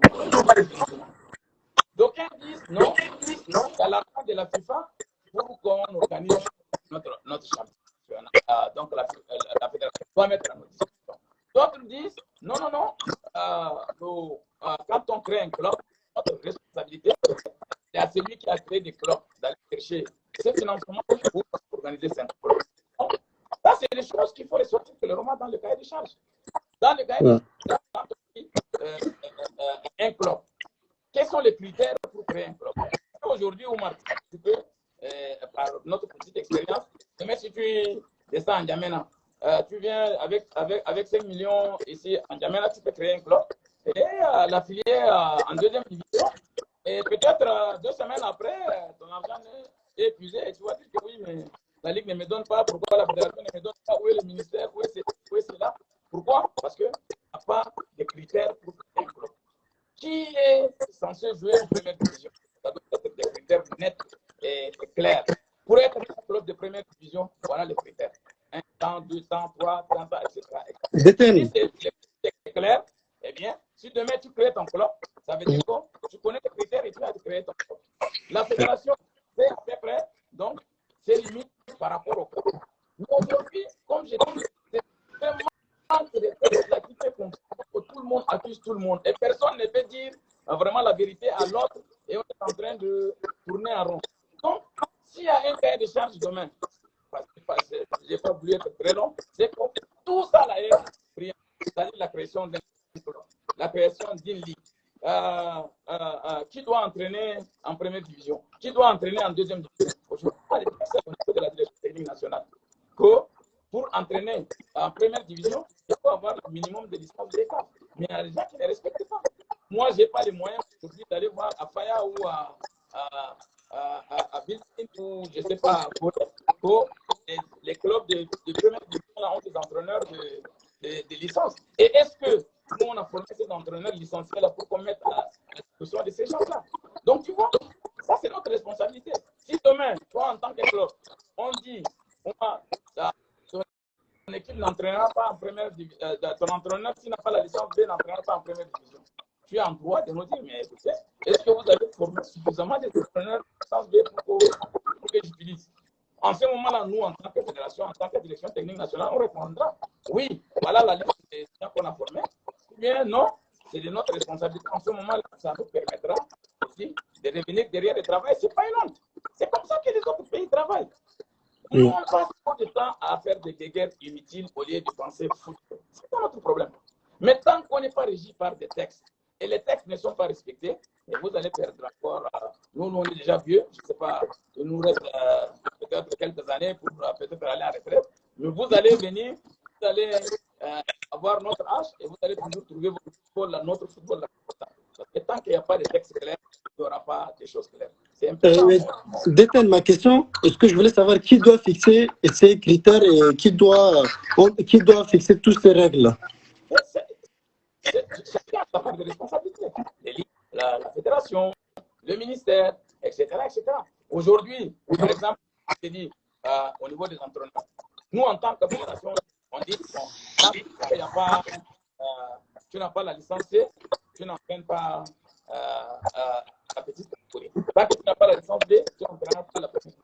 Tant que tu n'as pas la licence A, tu n'entraînes pas l'équipe nationale. Aujourd'hui, par exemple, en 85, 6, 7, quelque chose comme ça, il y a des arrêtés qui fixent les joueurs de haut niveau, les athlètes, qui est revu à fois et qui stipule clairement que pour être entraîneur de l'équipe nationale A, il faut avoir le minimum de niveau 3, c'est-à-dire la licence A aujourd'hui. Parce qu'avant, c'était premier niveau, deuxième, troisième degré. C'était le degré avant. Aujourd'hui, c'est changé en licence. Tout ce qui est troisième degré, c'est devenu licence A. Tout ce qui est deuxième degré, c'est devenu la licence B. Tout ce qui est premier degré, c'est devenu la licence C. Le texte là existe. Mais aujourd'hui, on marche sur ce texte-là. Demain, peut-être, toi, tu veux amener un cousin, un parent, tu peux fermer les yeux sur le texte et amener quelqu'un, et nous, on va constater. Mais or, ce n'est pas normal. On doit brandir le texte. Si demain, on nomme Modou en tant que directeur technique national, et il ne remplit pas les critères, parce que les critères sont là pour le directeur technique, le conseil n'est pas là. Comme tu l'as dit, aujourd'hui, quand tu entres dans le site, tu vas voir le conseil FIFA, qui doit être directeur technique national. La FIFA te cite tel. Qui doit être sélectionneur, tel. Qui doit être ceci. Et le problème est clair. Mais tu te rappelles, quand on avait amené Trévois pour la première fois, à la direction technique nationale, on a dit, mais écoutez, c'est bon, il n'y a pas de problème, c'est bien d'amener un expatrié. Mais est-ce qu'on peut avoir son CV, est-ce qu'on peut avoir son diplôme, est-ce que pour donner notre au moment où on posait la question, c'était que la nuit de Grégoire venait déjà. Donc, nous-mêmes, on marche sur le texte. Les textes qui existent, on ne les respecte pas. Mais pour certaines choses, ces textes n'existent pas. Je vous jure, si demain les textes sont clairs, les choses sont claires, il n'y aura même pas de problème. Mais le problème là, c'est que nous, pourquoi demain, par exemple, pour organiser un championnat, on va dire à la fédération, toi, ta responsabilité, c'est ça. C'est de mettre les arbitres à notre disposition, de former les entraîneurs, de faire ceci, cela. À l'État, vous, votre responsabilité, c'est de construire les infrastructures. On n'a pas de terrain pour faire le championnat. Mais si on va, par exemple, à Viltiers, on va jouer sur quelle pelouse? On va jouer sur le terre battue. Est-ce que c'est la responsabilité de l'État? Si vous voulez qu'on organise un championnat national, eh bien, il faut qu'on ait des pelouses dans des provinces du Tchad. Yeah. C'est ça. Le problème, c'est que tout le monde a un camp. Moi, ce qui est dommage, c'est qu'on a un camp, nos pro-fédérations, nos pro-ministères, nos pro-modou, nos bilan, pro-ceci, on perd le temps inutilement. Et Dieu sait le faire. Combien de temps vous prenez pour réfléchir pour le football? C'est ça le problème. Arrêtons avec ces histoires de guerre, arrêtons avec ces histoires d'appartenance, réfléchissons sur le football et disons la vérité à tous les trois. Si l'État, disons à l'État, ça c'est votre responsabilité. Si c'est la fédération, disons à la fédération, ça c'est ta responsabilité. Si c'est le directeur technique, disons à la direction technique et au directeur technique, c'est votre responsabilité. Et là, vous êtes incompétent, on vous change par quelqu'un d'autre. C'est simple. Je pense que les choses sont là, mais on tourne trop de temps dans des guerres inutiles. C'est un peu ça le problème. Oui, rapidement, on va aborder la dernière partie qui est de savoir l'équipe nationale tchadienne. Est-ce que les matchs amicaux sont prévus pour l'équipe nationale? Parce que je ne sais pas, est-ce qu'il y a des éliminatoires? Qu'est-ce qui se passe avec l'équipe nationale? Parce qu'on ne sait pas quand on peut voir nos Sao jouer prochainement. Est-ce que avez-vous une idée déjà? Non, pas. Moi, j'ai posé la question comme vous. Hein. Qu'est-ce qu'on va faire avec l'équipe nationale? Parce qu'en ce moment, on n'a pas un sélectionneur. Vous savez, les sélectionneurs, Jimta, le contraire de Jimta, est fini. Le contrat de Aman, pas les reliques et les autres. Leur contrat est fini actuellement. On n'a aucun sélectionneur. Donc le Tchad actuellement n'a pas de sélectionneurs, sauf dans de petites catégories. Parce que au niveau de petites catégories, il n'y a pas de contrat. On les nomme avec des arrêtés. Jusqu'aujourd'hui, on nous demande les entraîneurs des U15, des U17, peut-être U20, on peut dire encore qu'ils sont là, et eux, ils sont nommés par un arrêté. Mais les entraîneurs de Sao Senior, aujourd'hui, on n'a pas d'entraîneur. Parce que le contrat, et en ce moment-là, donc, est-ce qu'on va recruter des nations? Est-ce qu'on va recruter un expatrié? Et comment faire pour recruter? Est-ce qu'il faut faire l'appel à candidature comme on a fait la fois dernière ou peut-être nommer directement? Donc, les questions sont encore là. Et je pense que d'ici quelques jours, on verra l'évolution de la chose. Et peut-être qu'à notre niveau, on fera aussi une fiche au président de la fédération, au ministre du sport pour peut-être un peu expliquer la situation et leur demander leur réaction. Mais pour le moment, donc, malheureusement, tous les entraîneurs ont fini le contrat et il n'y a pas d'entraîneur en ce moment. Mais dans les petites catégories, il n'y a pas des matchs amicaux qui sont prévus, le U15, U17, U20 ou U23, des trucs comme ça. Il n'y a pas de matchs amicaux qui sont prévus. Éliminé des petites catégories. Donc, c'était comme j'ai dit au départ, une rare fois pour le Tchad à participer quand même à toutes les compétitions. Parce que là, il faut tirer chapeau au ministre sortant, Mamadou sur son temps. La direction technique a fait une fiche. Tant qu'on ne peut pas participer, toutes les équipes nationales dans toutes les catégories, on ne peut pas parler de compétition. Donc, on a eu gain de cause, on a participé avec l'équipe nationale cadette, on a participé avec les juniors, on a participé avec l'équipe nationale U23, on a participé avec le football féminin pour la première fois, et on a participé avec les seniors. On a même eu le privilège de jouer des matchs amicaux, etc., au Bénin, au Cameroun, etc. Donc, ce qui veut dire qu'aujourd'hui, pour les petites catégories, on est déjà éliminé, mais pour Tao Senior, là aussi, vous savez, on est déjà éliminé. Mais toujours est-il qu'une équipe se construit. Ce n'est pas parce qu'on est éliminé des compétitions qu'on ne jouera pas des matchs amicaux. Toutes les équipes du monde jouent pendant les journées FIFA. Pourquoi la FIFA a fait des journées FIFA?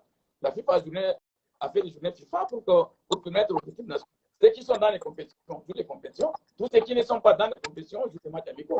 Donc, l'un des problèmes aujourd'hui du Tchad est que moi, dans mes propositions, si demain les choses entrent dans l'ordre, c'est que le Tchad cherche vraiment des promoteurs. Aujourd'hui, tous les pays du monde signent des contrats avec des agents, des promoteurs de matchs qui peuvent vraiment organiser des matchs sans interrompre. Le Tchad, tu fais un match à Strasbourg, alors que peut-être une filière qui prend en charge, on te paye ton billet, on te paye la formation, on te paye l'hébergement, et tu as même un cachet à la fin, etc. Donc, c'est des choses faisables. Donc, et on a aussi, là aussi, j'ai oublié de le dire, on a aussi proposé, j'ai été au Maroc pendant le symposium de la CAF avec le EG, on a fait pratiquement un aller-retour à la fédération pour demander comment ils font le partenariat. Parce que vous savez que 17 pays ont des partenariats avec le Maroc. Des pays comme la RCA, tous leurs matchs, que ce soit l'équipe nationale B ou A, donc ils préparent à Casa ou à Rabat, ou toujours au Maroc, avec vraiment un partenariat clair. On avait un partenariat avec l'Arabie Saoudite, on avait fait un partenariat avec l'Arabie Saoudite. Donc aujourd'hui, on peut réactualiser notre partenariat avec l'Arabie Saoudite pour permettre à notre d'aller faire des mises ouvertes. Je me rappelle très bien, j'étais en cadet, en 87, on est parti un mois avec l'équipe nationale cadette en Arabie Saoudite pour une mise ouverte. On est parti avec l'équipe junior en Arabie Saoudite. On est parti avec l'équipe senior. Et aujourd'hui, on a fait le démarche et l'autre, la fédération marocaine est prête à signer un partenariat avec le Tchad. Il ne reste qu'à aller pour finaliser. Malheureusement, on a été suspendu. Je pense qu'on va réactualiser. Et tout ça là permettra quand même à toutes les équipes de toutes les catégories de participer pendant les journées FIFA à des matchs vraiment amicaux internationaux. Et c'est ça qui fait développer. Tant que tu ne te frottes pas au meilleur, tu ne seras jamais meilleur. Nous, on se frotte au meilleur que dans les compétitions. Et un joueur ne découvrira la compétition que dans la compétition. C'est le jour où il joue contre l'Égypte là où il va découvrir l'Égypte, alors que les autres ont fait 10, 15, 20 matchs amicaux. Ils sont déjà complètement aguerris et on découvre la compétition. Donc, c'est l'une des choses qu'on doit vraiment mettre l'accent dessus. La prochaine journée FIFA, ça va être novembre. Je pense que ça ne serait pas possible vu qu'il n'y a pas encore un sélectionneur. Mais après cela, je pense que ça sera en février ou mars. On espère qu'il y aura au moins des matchs amicaux pour essayer au moins de construire une équipe nationale. Parce que il y avait un an sans jouer, quand même, c'est beaucoup, c'est vraiment beaucoup. Il y a des pépites aussi qu'on espère les récupérer, comme le fils de Ndora, le fils de Chauna, Boum Chauna, et d'autres joueurs qu'on espère récupérer, qu'on les voit jouer et qui brillent un peu partout. Ça serait dommage, déjà dommage pour l'équipe nationale. Et en parlant de ces jeunes-là, j'aimerais savoir, est-ce que chez vos directions techniques nationales, vous avez une base de données qui a tous les joueurs qui jouent à l'étranger? Est-ce que vous avez, parce que je pense qu'avec Trégoire, entre-temps, il avait songé à faire cela. Oui, aujourd'hui, effectivement, il faut tirer chapeau à Grégoire de ce côté-là. Il était là, vraiment. Il a fait un travail de ça et il a mis à notre disposition pratiquement tout ce qui est le joueur qui joue. Il y en a et parfois des contacts avec eux, hein, on échange un peu et tout ça. Pas entre directeur technique et le joueur, mais en tant que normalement, j'ai dit tout à l'heure, un team manager, peut-être directeur de l'équipe nationale, etc. C'est à cause de ça. Parce que normalement, ce n'est pas beaucoup plus de directeur technique national d'avoir l'œil sur l'équipe nationale, la senior. Le rôle de directeur technique national, c'est une petite catégorie. De 23 jusqu'aux petites catégories, c'est entièrement la responsabilité du directeur technique national. C'est qui les seniors, normalement, et donc, pour qu'on facilite le travail des sélectionneurs, tous les pays du monde ont un team manager qui s'occupe de tout ça, qui voyage, qui faire ce joueur-là. Aujourd'hui, comme tu l'as dit, on veut le fils de Tchaouna jouer avec l'équipe nationale. On veut le fils de Doran jouer avec l'équipe nationale. Mais on reste dans notre coin, on reste à une semaine de la compétition et on va dire à l'enfant, donc viens jouer pour ton pays. Mais c'est rigolo quand même. C'est rigolo. Oh, qu'est-ce qu'il faut faire? Il faut qu'un manager, peut-être quelqu'un de métier, avec un représentant de la fédération, un représentant du ministère, peut-être le directeur de sport de haut niveau, descendre sur place. On peut s'appuyer sur l'autre, la Namdé en France. On peut s'appuyer sur Kevin ou et on rencontre les gars, on lui dit le projet, voilà, on veut que pour le cadre parce qu'on a telle ambition, on a tel projet, et il a le droit de nous poser des questions. Est-ce que je suis assuré? Qu'est-ce que vous donnez comme prime? Est-ce que j'ai un statut? Est-ce que... Mais aujourd'hui, si je vais vers le fils d'Endoram et que je lui dis que tu viens jouer avec le Tchad, il me dit, ok, tonton, c'est bien, je vais jouer pour le Tchad, mais en contrepartie, qu'est-ce que vous me proposez? Mais je vais lui dire, ok, bon, attends, je vais appeler le ministre, je vais appeler le président de la fédération et je reviens vers toi. Donc, vous voyez, c'est ça le problème. C'est de ça que je parle. C'est-à-dire, si on veut qu'on soit organisé, c'est pas des miracles. Là. Ailleurs, là, les gens ne sont pas plus chez nous. Non. Tout est problème d'organisation. Tout est problème d'organisation. Aujourd'hui, on peut bien utiliser. On a utilisé Namdé comment? Pour l'amener juste pour un match de 3 jours, il est reparti. Je sais que depuis que Namdé si on a été en contact. On a un Kevin qui est là. Mais il y a un team manager. L'autre, au niveau du ministère du sport, au niveau de la fédération, la direction technique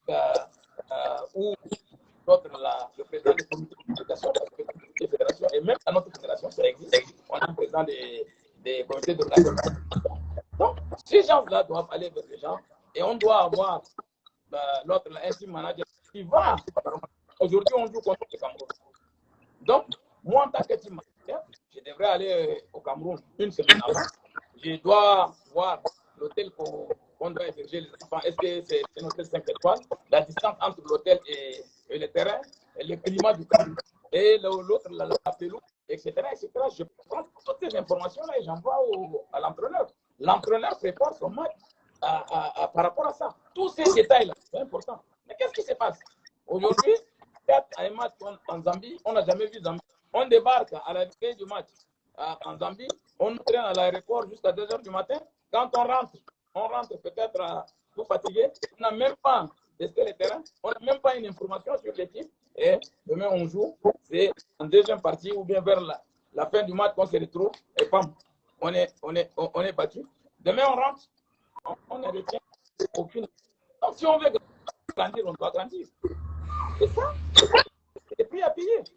Tu ne peux pas avoir une équipe nationale qui n'a pas de manager. Tu ne peux pas avoir un staff qui n'a pas des techniciens qui peuvent aller scruter le match de l'adversaire. Tu ne peux pas avoir un staff où les techniciens ne peuvent pas venir voir le match de Marius, le match de Ninga, le match. C'est quoi? C'est ce qui se passe aujourd'hui. Mais si tu parles demain, tu es au 4. Donc, Marius joue payer un billet à Modou pour qu'il aille voir le match de Marius, mais ils vont me dire tu es devenu fou, quoi. Il va aller voir quoi? Et puis, tu veux regarder à la télé, non? C'est tout. Donc, il y a quelque chose à faire. Si on veut vraiment faire notre football, si on veut être comme les autres, il faut qu'on fasse aussi comme les autres. Ouais, je voulais venir sur cette question, mais vous avez directement parlé du team manager. Je voulais vous demander, est-ce qu'il y a quelqu'un qui gère même cette relation entre l'organisation, entre joueurs, qui doit suivre les joueurs, l'évolution des joueurs? Est-ce qu'il a joué combien de minutes, combien de passes décisives? On a combien de joueurs dans ce pays-là? On a combien de joueurs et tout ça? Et c'est ce que, comme vous l'avez dit, chapeau à Trégoat qui a fait le double, qui a mis 2 vestes en tant qu'entraîneur, en tant que team manager. Il a un peu tout faire. Et franchement, comme vous l'avez dit, il faut qu'on fasse une suggestion, soit au ministère, soit à la fédération, de recruter cela, de recruter un team manager ou de faire cela, parce que c'est vraiment, comme vous l'avez dit, c'est très, très important. Et tout ce que vous venez de dire est vraiment quelque chose de vraiment très concret et très instructif, et c'est vraiment trop vrai. Les joueurs qui sont là, il y a un joueur, par exemple, qui vient à l'aéroport, qui a un problème de visa, ça c'est un truc que j'ai vu. J'ai été avec le joueur même. À l'aéroport, le SG, il a fini son travail, le SG de Mbélé qui a fini son travail à 17h. Donc, il n'est pas au bureau, on l'appelle, il ne peut pas. Donc, comment le joueur va faire? Il y a un team manager qui doit gérer tout cela. Ce n'est pas le rôle du SG qui doit faire toutes ces choses-là. Franchement. Donc, je pense qu'il y a une petite coupure. Donc, bon, alors, on dit merci beaucoup à coach de Modou.